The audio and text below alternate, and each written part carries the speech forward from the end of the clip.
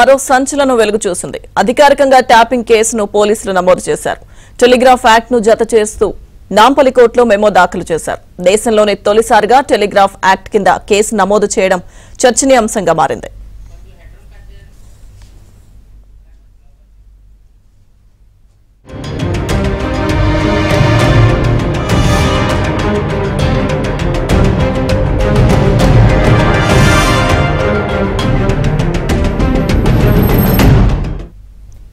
Phone tapping కేసులో మరో సంచలనం వెలుగు చూసింది. అప్డేట్స్ మా ప్రతినిధి ప్రవీణ్ మనకు అందిస్తారు.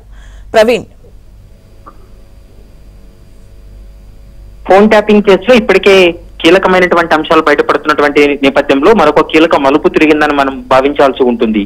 దేశంలోనే మొదటిసారిగా టెలిగ్రాఫ్ యాక్ట్ ను తెలంగాణలో ఫోన్ ట్యాపింగ్ కేసులో పెట్టబోతున్నారు. దీంతో ఇప్పటికే నాంపల్లి కోర్టులో ఒక మెమో కూడా దాఖలు చేశారు.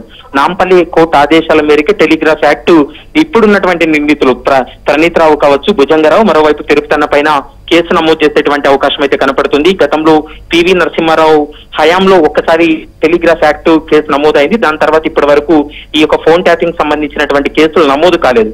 ఇప్పుడు ఒకవేళ మెమో యాక్సెప్ట్ అయితే మాత్రం ఖచ్చితంగా దేశంలోనే చాలా సంవత్సరాల తర్వాత మొదటిసారిగా ఈ టెలిగ్రాఫ్ యాక్ట్ చట్టాన్ని ప్రయోగించబోతున్నారు అనేది కూడా మనకు స్పష్టంగా అర్థమవుతుంది.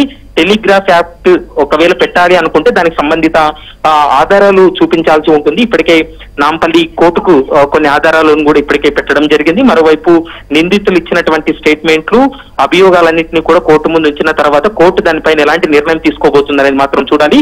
ఒకవేళ మెమోని యాక్సెప్ట్ చేస్తే మాత్రం టెలిగ్రాఫ్ యాక్ట్ కింద ఇప్పటి వరకు అరెస్ట్ అయినటువంటి 4 నిందితుల పైన కూడా పెట్టేటువంటి అవకాశం అయితే కనపడుతుంది.